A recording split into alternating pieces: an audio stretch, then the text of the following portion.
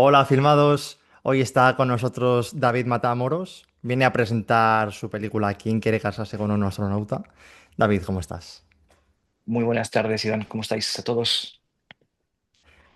¿Quién quiere casarse con un astronauta? Es una comedia protagonizada por Raúl Tejón, Raúl Fernández, Alejandro Nones.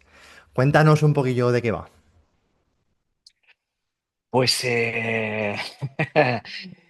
es la historia de un tipo al que decide pedirle matrimonio a su pareja después de 15 años y entonces monta como la pedida eh, más increíble y el momento y tiene programado un viaje para ir a Las Vegas y tal y casarse en Las Vegas. Y el momento en que se lo propone es rechazado. Y ni corto ni perezoso decide, bueno, ya lo que tengo hecho, yo quiero vivir la experiencia, voy a ver si encuentro a alguien que quiera casarse conmigo. Y ahí arranca la peli. Además, hablas de un rechazo, pero no es un rechazo normal y corriente a solas. Es un rechazo. Claro, el cual te hace pensar y dices, ostras, como me pasa a mí esto, ¿qué hago, no?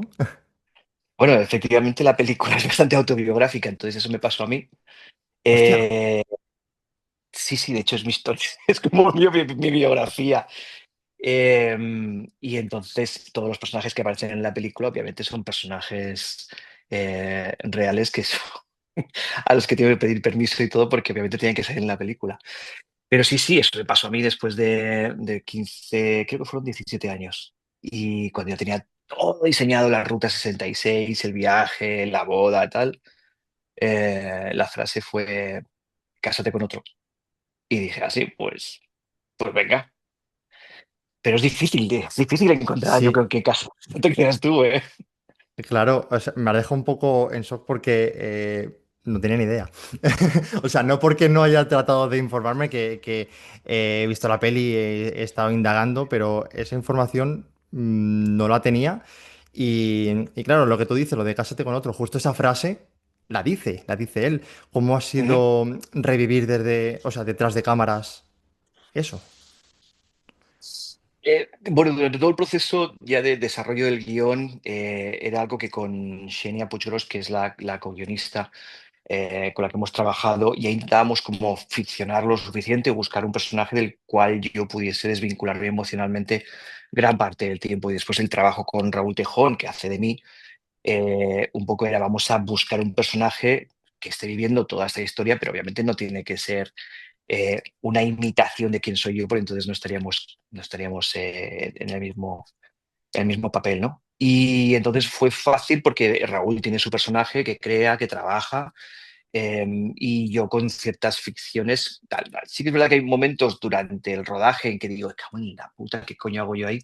Pero creo que cuando más duro está siendo es ahora que tengo que explicar a todo el mundo. Entonces me siento muy loser. No, es, bueno, es una experiencia. Las experiencias siempre sirven para crecer. Ahora con la película nos reímos. Obviamente, desde el lado de espectador uno se ríe, también logra empatizar. Creo que la dirección de casting ha sido principal, porque, o sea, ha sido fundamental porque los personajes todos son increíbles, a mí me han encantado todos. Creo que tienen ese espíritu, tienen esa buena vibra también. Raúl Tejón encarna la manera de esa positividad, ese buen rollo, ¿verdad? También la película en sí habla sobre esas ilusiones que llevan tiempo planeándose, o incluso o planes nuevos que surgen de repente, ese impulso, ¿no? Que nos cuenta el protagonista, pero que cuando llega el día indicado todo se disuelve. ¿De qué manera lidian los personajes esa manera en la que las ilusiones se rompen cuando no estaba previsto? Em, yo creo que la manera de trabajar con cada uno de los actores ha sido muy diferente. Sí que es verdad que con ellos me gusta mucho jugar, reinventar personajes. Yo les digo, mira, estos son los diálogos, pero a partir de aquí nosotros vamos a jugar, a pasárnoslo bien. Y aunque cada uno tiene su método, tienes que entender muy bien de dónde viene cada uno, cómo le gusta hacer caso a sus personajes y qué les ayuda a ellos a afrontar cada tema, ¿no? Entonces, pues Ujú. con Raúl Tejón hay temas. que habíamos vivido los dos, de los cuales él se nutría y yo me nutría para poder jugar en ese momento. Y había momentos en que yo le decía, Raúl, yo no sé dónde has ido a buscar, pero lo que traes es oro, o sea, es espectacular. Y entiendo que él tiene un mundo muy, muy, muy rico del que se va nutriendo y un mundo muy rico, obviamente, en amor y en desamor, pero que es muy diferente a cómo lo afronta Raúl Fernández de Pablo, que es el otro actor, que es un Ujú. actor también con el que me gusta, me gusta trabajar mucho porque es muy divertido, pero trabaja desde otro lugar. Y entonces el gran reto que tuvimos ahí es ver cómo iba a funcionar la química Sí. delante de la cámara. Y esa era mi gran preocupación, em, porque si no funcionaba eso, no funcionaba nada. Ujú. Y ese fue un poco el trabajo de ver, ¿vale? Exactamente cómo veis cada uno la vida, cómo la afrontáis, como vuestro personaje, y cada uno se traía cosas de sus lugares, ¿no? Con Sabrina, que también es una actriz muy fresca, era muy fácil hablar con ella y decirle, vale, estamos aquí, pero vamos a ver dónde podemos llegar y entonces traía cosas muy bonitas, las incorporaba al personaje, le daba esa frescura que yo necesitaba en el personaje, pero también había momentos en los que ella se iba a lugares que conocíamos para lidiar con la pérdida y con el dolor, ¿no? Eso es. Y hablabas de la química. Creo que no hay mejor manera mejor tarjeta de presentación que la química que tienen los dos primeros personajes que salen, que son Raúl Tejón y Alejandro Nones. Hacen de una pareja en la cual Raúl encarna a esa persona positiva, movida por impulsos, apasionada. Y Alejandro Nones, sin embargo, encarna todo lo contrario. De hecho, incluso que no tiene cuenta si su comportamiento puede llegar a ofender a su pareja de hace 15 años. Esto es cierto, con Alejandro el tema era construir a alguien con una agenda, alguien muy frío, alguien que es lo único que le interesaba es escalar en la sociedad y por eso creamos todo este mundo del museo, donde al final las personas Ujú. que conocía eran como obras de arte que íbamos colocando ahí. Y además me gustó mucho jugar porque conseguimos que Lorenzo Quinn nos dejase su colección y entonces en todas las obras seleccionadas hay momentos en que las obras te están hablando y te están diciendo, hay un momento que tiene un speech y tengo detrás una escultura que hace así directamente, ¿no? Entonces, esas colecciones que el personaje va haciendo de personas, las va colocando en su museo, pero las trata de una manera muy fría, muy calculada. Si te fijas durante la película, él también, que esto fue algo que Alejandro, que es un gran, gran cocinero, trajo al personaje, dijo, yo quiero construir mi personaje a través de cómo se enfrenta a la cocina. Entonces, cualquier cosa él la hace para él, pero se pasa un ratito diseñando, ¿no? Pues me voy a hacer una tostada por la mañana.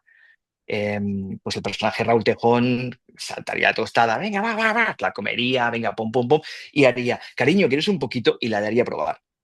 En el personaje que interpreta Ale, es todo lo contrario, puede estar como 10 minutos para que la mantequilla quede perfecta, oler el café y a partir de ahí dar un bocadito que no da a probar. Entonces, esa primera secuencia ya decía un poquito por dónde iban los dos personajes. Qué bueno, qué bueno. Y antes de ponernos a grabar, em, ¿cuál era aquella escena en la que tenías más ganas? La escena que tenía más ganas. Fíjate que cuando empezamos a historia de un perdedor. No, no, no. Cuando empiezas a crear, tú tienes tu mundo, tus referentes y tal, ¿no? Y entonces, yo andaba como ahí buscando, cosas que pudiesen como inspirarme a ver cómo me enfrentaba la historia y tal. Y entonces aparecieron muchas cosas. Es decir, Aja fue la banda sonora, o Take On Me fue la banda sonora, muchas veces cuando estábamos escribiendo era Take On Me y ahí te conectabas, ¿no? Pero había una foto que había hecho Raúl Tejón con Paco Tomás hace años, que me sirvió de inspiración en un momento dado para decir, este es un punto dramático increíble, y entonces para mí yo tenía que rodar eso de las mejores maneras posibles. Cuando llegó el día no había altura, el hotel era más bajo de lo normal, la cámara no se podía situar. Entonces quedó una cosa un poco raruna. Me apetecía mucho recrear aquello que fue como la imagen que hizo que surgiese todo y quedó así un poco chuf chuf. Pero esa me apetecía mucho por todo lo que significaba dentro del proceso de creación. Y ahora que la habrás visto la película ya varias veces, imagino. Unas cuantas, unas cuantas. em, ¿Con qué escena, con qué parte disfrutas más? Con todas. No te puedo decir una más que otra. Es una película a la que le tengo mucho amor porque la verdad es que se hizo con mucho amor por parte de todo el mundo. Y en cada una de las secuencias siempre tengo algo que digo: "Jo, qué bien nos lo pasamos aquí", ¿no? Pues con las bodas, qué bien lo pasamos aquí. Cuando desvelamos lo que le pasa al personaje de Sabrina, qué bien nos lo pasamos aquí. Cuando nos tuvimos que reinventar escenas porque, bueno, nos pasó algo y es que la mamá de Raúl se puso muy enferma. Raúl se tuvo que venir de Buenos Aires a Madrid, y su madre falleció. Entonces, durante toda esa semana, era la segunda semana de rodaje, se rodaba el inicio y el final de la película, con lo que tuvimos medio día para reescribir el inicio y el final de la película, y Joder. que cuando Raúl se pudiese incorporar, que no sabíamos si se podía volver a incorporar o no, poder mantenerlo a salvo lo máximo posible, ¿no? Entonces, todo ese proceso creativo que fue muy, muy, muy loco, lo recuerdo no como algo muy duro, sino como algo que fue muy pasional, que fue muy, muy, muy productivo, muy chulo. Sí, sí, y desde fuera se ve como que hay mucho cariño, mucho trabajo. Pero también a mí me dejó una duda y es cómo se consigue, tanto en el proceso de preproducción como ya dentro en el rodaje, cómo equilibraste el humor con la vulnerabilidad. Porque hay comedias que se quedan solo en la broma y creo que quien quiere casarse con un astronauta tiene un trasfondo personal. Sí, yo creo que es que he chupado demasiada comedia romántica. Es decir, la comedia romántica típica de los 80 y principios de los 90 es algo que a mí me ha mantenido a flote durante toda mi adolescencia. Y me la sé perfectamente. Entonces, cuando estábamos construyendo, yo recuerdo cuando vomité la historia y la puse en papel, llegó Xenia y dijo: "Esto es un dramón". Pero claro, yo no lo veía como un dramón. Yo digo: "¿Pero no te parece gracioso? Fíjate, fíjate". Y ella me decía: "Esto es un drama. Esto tenemos que darle la vuelta".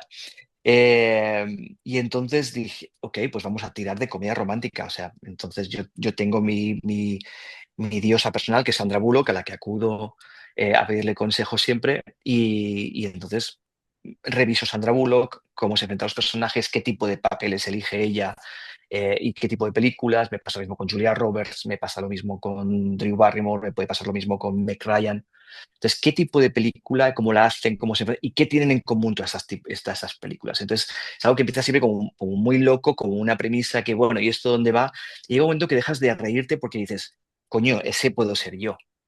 Y a partir de ahí entra una parte muy tierna donde dejas de ver a la loca y empiezas a ver a la persona que intenta sobrevivir en un mundo que quizás está más loco que tú. Yo también soy mucho de comedias románticas, de hecho me encantan las de los años 80. Ambientadas en Nueva York, vamos, me puedo ver absolutamente todas. Estaba también la época de Hugh Grant, que tiene unas cuantas, y al igual que Sandra Bullock, que Julia Roberts, em, todas tienen como esa cosa de enamorarse desde el principio o ver a una pareja en el principio de la película y saber que de alguna manera van a terminar juntos, aunque el proceso sea tedioso.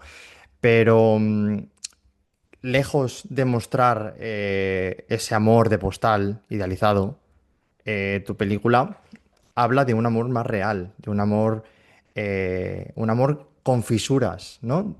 Después de 15 años. Yo creo que es necesario, ¿no? Contar una película así, después de haber visto tanta comedia romántica en lo que todo empieza bien y todo sale bien. Sí, y en el fondo, claro, aquí se juntaban varios factores. Primero, el daño que nos han hecho las comedias románticas a todos, y de qué manera, es decir, cómo hemos idealizado cómo tiene que ser una relación de pareja, ¿no? Y es algo que incluso en la película se llega a decir, o sea, la boda no es el fin, sino que la boda en todo caso sería una celebración más, pero el inicio de la aventura es cuando dos personas toman un compromiso y deciden llevarlo a cabo. Cómo cada pareja enfoque su relación o marque sus reglas es una cosa muy privada de dos personas en las que nadie debería entrar porque es que corresponden a dos personas. pero sí que la literatura, la música, el cine y tal, nos ha influido siempre para que un tipo de comedia romántica nos influya. Ujú. Em, y entonces, a- aquí habían varias reivindicaciones dentro de la película, porque yo siempre digo que quien quiere casarse con un astronauta no deja de ser una especie de caballo de Troya, que entra como muy inofensivo y parece que bien, que bien, que bien, pero después va cargado de mucha mala leche por debajo. Y hay una gran crítica a todo el daño que nos han hecho eso, y muchas veces cómo estamos mirando a lo que es una pareja ideal, lo que nos imaginamos que es una pareja ideal, y nos olvidamos de la gente que tenemos al lado, que está con nosotros cuando lloramos, cuando nos tenemos que reír, que celebrar, que nos caemos, que no soportamos que nos duele la muela. Entonces, toda esa familia que está a nuestro alrededor, muchas veces nos olvidamos de ellos, eh, en busca de ideales, ¿no? Pues va a venir un príncipe azul o la mujer perfecta o no sé qué, no sé cuántos, y nos estamos dejando a la gente al lado. Y durante toda la película voy repitiendo la misma idea de decir, chico, primero empieza tú por saber qué es lo que quieres, cuáles son tus reglas, cuál es el amor que te tienes a ti mismo. A partir de ahí, valora a quien está contigo, y si Ujú. está contigo por eso, pues por un amor verdadero y tal. Y a partir de aquí ya veremos. Y aparece una pareja perfecto. Si no aparece, perfecto. Si te casas, fantástico. Si no te casas, igual de fantástico. Pero empieza por ahí, empieza por construirte a ti mismo, pero en base a lo que tú eres, no lo que te han dicho que las cosas deberían ser. Claro, porque tú cuando ves la película, ¿qué opinión tienes del protagonista? ¿Qué sientes sobre Hostia, él pues como espectador? yo que ojalá hubiese visto una película así cuando era joven. Sinceramente, si te la digo ahora es, por favor, películas donde las relaciones sean normales, con fisuras, con todo, y con gente con una cierta edad como para haber sufrido y que le hayan roto el corazón varias veces. Yo estoy un poquito asqueada de ver películas de gente muy, muy, muy joven que tiene los mismos sentimientos que yo puedo tener con 40 y pico años. No te da para eso, es que no es first dates. Entonces, me gusta ver personas que ya a los 40, a los 45 tienen que reinventarse porque el amor ha cambiado, el amor cambia varias veces. Entonces, nos han vendido una historia que se creó en el año cero, y es que el amor era para siempre imperturbable, tal, tal, tal. Pero claro, cuando la esperanza de vida, que eran 30 años, nuestra esperanza de vida ahora son 80. ¿Cuántas veces vivimos en 80 años? Pues al menos debes tener tres parejas, porque cambias tú y cambia tu personalidad, ¿no? Entonces yo me planteaba un poco eso de decir, joder, pues si yo llego a 45 años, es que mi vida no puede ser como la de un chaval de 18, Ujú. y no quiero hablar ni de salidas del armario, ni si me han apaleado y si no sé qué y tal. No, no, yo quiero hablar de una cosa normal, de lo que yo veo cada día, con gente normal y corriente que intenta tirar hacia adelante pues sus negocios, sus trabajos, sus vidas y sus mierdas, de cómo paga la hipoteca y cómo se enfrenta a su día a día, ¿no? Y eso me parecía muy real, sin tenerme que ir a un drama extremo Ujú. em, que también hay un momento que dices, ya, para construir el drama no hace falta estar siempre metiendo el dedo en la llaga constantemente. A veces el drama también se construye desde los sutiles de la comedia. Total, totalmente. Yo cuando la vi, lo primero que pensé, que lo iba pensando durante la película, pero siempre estaba en mi cabeza el hecho de el personaje de Raúl Tejón, dije, ole él, porque creo que después de haber haber tenido una idea en la cabeza que se disolviera, él tenía un viaje en mente, él quiso hacerlo, por sus narices lo hizo, y ya a partir de ahí es verdad que él tenía también en la cabeza buscar a alguien con quien casarse, pero creo que también para él priorizaba el orgullo propio, el quererse a sí mismo, ¿no? Seguramente, bueno, esto lo he dicho varias veces, yo estaba esperando a que ese día a las 5 de la tarde, que es cuando nos venía a recoger la limusina para llevarnos a la capilla y casarnos, quien llamase a la puerta fuese mi pareja. Que me dijese, tú no te casas con nadie, te casas conmigo y ya, hasta aquí la tontería y tal. Pero no fue así, pasó otra cosa. Pero hasta ese momento yo estuve, y en ese momento dije, em, ¿qué coño estoy haciendo? Entonces, a partir de ahí entré en una historia muy, muy extraña, en la que llegas a un lugar que es un garaje que han pintado de rosa con plástico y neones. A mí me hacía mucha gracia un Cadillac, me hacía mucha gracia Bruce Springsteen, Tunnel of Love, esa cosa de Elvis. Pero yo pensaba, pero ¿esto qué coño es? Hasta que salté del coche y dije, no, no, yo me caso, o sea, paramos aquí esto porque yo no me caso. Y entonces lo pasé muy mal porque, claro, además la boda se estaba retransmitiendo por streaming y la estaba viendo todo el mundo en España. Entonces, yo soy una persona como bastante discreta y bastante tímida y de repente mi Facebook hizo como 5.000 likes que digo, pero ¿esto qué coño es? Entonces borré el Facebook entero porque todo el mundo se estaba enterando de la tontería que estaba haciendo, ¿no? Em, pero yo creo que el personaje al final da un golpe encima de la mesa y dice, o sea, hasta aquí, hasta aquí. Mm, Esto es lo más bajo que he podido tocar, ¿no? Entonces me sirvió mucho de referente cuando estábamos construyendo El Mago de Oz, que es Ujú. un poco todo el viaje que hace David en la película y en lo que va a ser la estructura. O sea, él escapa de su casa buscando un mundo ideal, que me va perfecto que sea en Las Vegas, además, porque es que esto es plástico y neón. Y hasta la esfera, o sea, tuvimos la gran suerte de poder rodar la esfera, Sí, que de repente, claro, tú abrías la ventana y aparecía un smiley que te iba diciendo hola cada mañana, y aquí era tan surrealista, y yo decía, Raúl, tío, asómate a la ventana, coño, fíjate lo que está pasando. Era muy surrealista. Em, pero lo que aprende Dorothy ahí es que a lo mejor hay que volver hacia atrás a intentar arreglar en casa lo que hay que arreglar en casa y enfrentarse a los miedos que hay en casa, ¿no? En el caso de Dorothy tenía miedo, obviamente, a que sus vecinos matasen a su perro, y fue capaz de volver a arreglar todo el asunto y tal. Y yo creo que yo hice también ese camino a Oz, donde me ujú, vendían la maravilla de la boda y qué feliz iba a ser. Y a la mañana siguiente yo era la persona más infeliz del mundo. claro. Y entonces, claro, eso Raúl lo entendió muy bien, pero tenemos que construir una comedia en todo eso. Teníamos que buscarle ese puntito de, bueno, de conflicto, ¿no? Oye, ¿y qué es más fácil? ¿Encontrar a alguien con quien casarse en poco tiempo o lidiar con ese amor-odio por los festivales de cine y esa batalla de negocio-arte? ¡Wow! ¿Qué es más difícil? Yo creo que los festivales es lo más difícil del mundo. Sí, porque tiene reglas, o sea, el amor ya es absurdo, pero no deja de ser una cosa como muy química.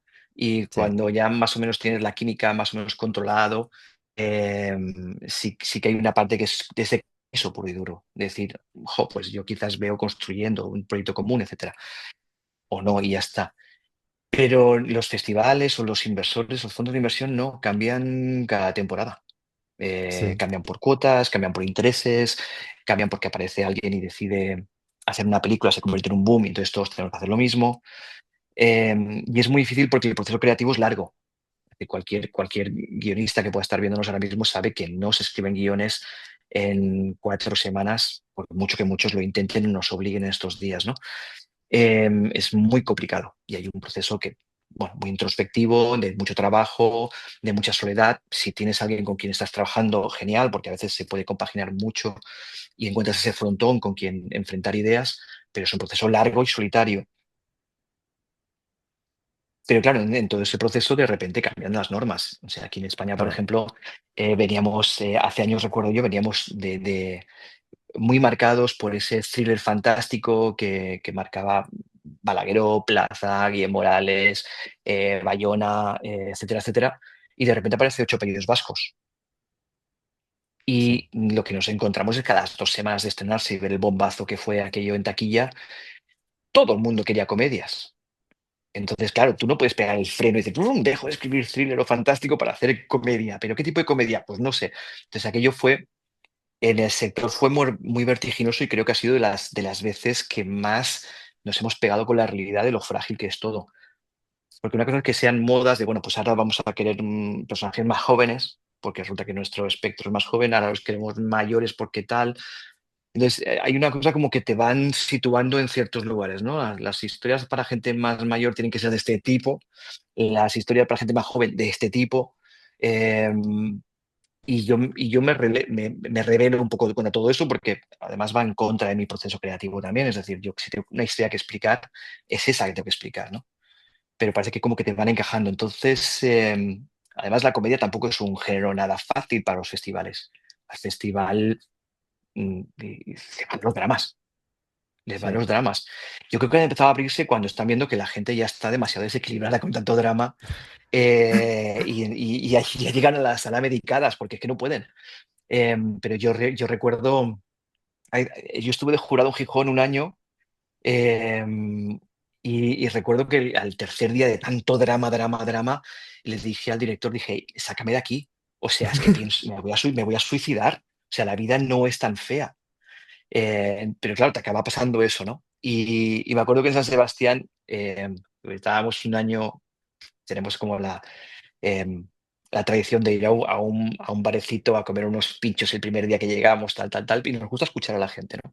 Entonces Sí. llegaban, unas señoras, se sentaban y ellas hablaban en euskera, con lo que no entendíamos mucho lo que decían, pero sí que decían Hugo Silva, y decían algo que no entendíamos, pero las veíamos a ellas como muy emocionadas con Hugo Silva. Entonces apareció una y Sí. decía: "Eta Carmen Machi". Y todas, entonces veías como una emoción cuando aparecía Hugo Silva y Carmen Machi, y decíamos: "Es que necesitan una comedia romántica de Hugo Silva y Carmen Machi". O sea, estas Total. señoras vienen aquí a sufrir con una historia escandinava de señora que se corta las uñas, pero en el fondo lo que quieren es ver a Hugo Silva y a Carmen Machi enamorándose en una isla paradisíaca. Y creo que los festivales deberían recoger un poquito más esto, darnos un Sí. poquito de buena vibra. Sí, incluso experimentar más. Bueno, ya lo vimos con La Sustancia el pasado Festival de San Sebastián. No Ujú, sé si se había estrenado anteriormente en otro festival, creo que sí, pero bueno, donde nosotros la vimos fue allí. Y eso sí ujú. que fue un pelotazo. Y estoy segurísimo que en septiembre veremos más películas, no sé si del estilo, pero sí con esos toques, ¿no? Y también experimentales, porque creo que es una película Ujú. experimental. Pues quien quiere casarse con un astronauta está teniendo una acogida increíble. De momento, más de 40 países la han acogido. Países como Estados Unidos, Francia e Italia. ¿Qué le espera ahora a la película? Eh, pues mira, primero el estreno en España, que es el 1 de Claro. agosto, y que me tiene sonriendo por muchas, primero porque ya es poner la película en manos del público, ¿no? Em, Porque claro, también uno sufre mucho cuando acaba la película y dices: "Bueno, este es el montaje ya, el color, y pum, aquí está la copia definitiva". Pero ahí empieza una carrera también como muy solitaria de, bueno, la tengo que enseñar, la gente tendrá que verla, ¿no? Y yo, claro, yo vengo hablando de Astronauta hace mucho tiempo. Entonces llega un momento de, "Bah, ya, ahora ya está en salas". Pero claro, me veo rodeado de Superman, de Cuatro Fantásticos, de pitufos, de dinosaurios. Entonces pienso: "Mira, ¿sabes qué? Me lo he pasado tan bien, y quien Eso vaya es. a las salas se pasará de puta madre". Y quien no, pues la rescatará en algún momento de su vida, porque yo creo que sí que es una película que vuelve. Vuelve porque Sí, habla mucho de una generación, habla mucho de una manera de enfrentarse a la vida, y habla mucho también de una cosa que yo reivindico mucho, y es de personajes que jamás les ha dado un protagonismo en las películas, em, y que yo reivindico, que tú seas el protagonista de tu propia historia. Hasta ahora hay muchos personajes que han quedado, bueno, pues mira, pues el gracioso, pues el loser, el no sé qué, no sé cuántos. Y yo lo que hago es cogerlos de atrás y meterlos delante y decirles: "Esto van a ser los protagonistas. Te guste o no te guste, y esta es su historia de amor". Entonces, reivindicar que todos podemos ser protagonistas de nuestras vidas, yo creo que es lo mejor. Tengas 45 años, seas bajito, seas gordo, tengas celulitis, o vivas en un piso de 20 metros de alquiler y no sepas cómo pagarlo. Entonces, todos somos protagonistas y todos tenemos el derecho a poder reírnos de nuestras propias miserias y ser eso, el centro de nuestras vidas. Oye, me gustó mucho ese mensaje, así que me voy a quedar con él. Recuérdanos, porfa, cuándo se estrena la película en La película España. se estrenará la película se estrenará en 1 de España en agosto. Estará en todos los cines que nos quieran acoger. Yo encantado de ir a todos los cines a hablar. Y después de ahí yo creo que ya vamos saltando a otros países que tengo confirmados. Pues sé que está confirmado Uruguay, sé que está confirmado México. En México estuvimos en Guadalajara hace un mes o así, y claro, yo pensaba, digo, no sé si el humor va a romper la barrera, y la sala se venía abajo, la gente estaba encantada con la película. Entonces Qué dije: "Vale, bueno. pues yo creo que hemos conseguido". Además es muy curioso porque ves los chistes que funcionan, y funcionan en todos los países. Entonces hay Sí. dos personajes que funcionan muy bien, que es mi madre, obviamente. Sí, señoras, señores, mi madre aparece en la película, no es mi madre de verdad, es Ah, una que es actriz ella. Ah, que vale, la vale, vale. encarna.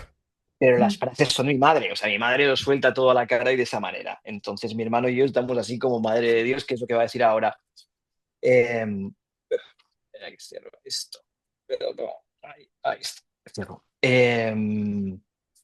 Y el otro es el personaje de Isa, que es un personaje de otra amiga nuestra que está absolutamente loca, loca, loca, loca, pero que encarna mucho pues bueno, lo que estamos viviendo nosotros cada día, ¿no? Cada vez que aparece ella, Sofía es la actriz argentina, además es una actriz argentina que hace de ella y me dijo, bueno, ¿yo cómo hago esto? Y le dije, mira, Gracita Morales. O sea, no hay mejor ejemplo. Vamos a estudiar a Gracita Morales y vamos a estudiar, si quieres, también alguna de las mujeres que han pasado por el universo Almodóvar y cómo lo enfrentamos. Y a partir de ahí crea un personaje que es graciosísimo, ¿no? La gente que vaya a verla, 1 de agosto a los cines, yo creo que se va a emocionar muchísimo, porque es una película muy de sentimiento, pero se va a reír un montón. Se va a reír un montón. Pero se va a reír desde, ya digo, no es un gag de pelo culo, Sí. como sería pedo culo pis, sino, bueno, cosas del día a día que nuestras madres nos podrían soltar, nuestro cuñado, nuestros amigos, etcétera, etcétera. Sí, yo la recomiendo un montón. Te deseo muchísima suerte con su estreno, con todo lo que venga. Yo creo que Muchas tiene todos los gracias. ingredientes para conseguirlo, porque está hecha con todo el cariño. Y darte las gracias por dejar a descubrirla desde dentro contigo. No, muchas gracias a vosotros por escucharme, por darme esta ventanita y os animo a que sigáis a este pedazo de periodista, Iván, que te agradezco un montón, de verdad. Que además nos hace tanto cariño porque estar aquí a mí me pone nervioso, yo no estoy tan acostumbrado. Si estuviese aquí Raúl Tejón, seguro que lo diría todo en grande, a mí me cuesta mucho más. Pero gracias por tratarnos con tanto amor y con tanto respeto. Gracias a vosotros por habernos dejado descubrirla, verla y todo. Y ahora ya queda poquito para que sea del público. Y lo dicho, muchísimo éxito. Y muchas gracias. Un abrazo a Un todos. abrazo. Adiós.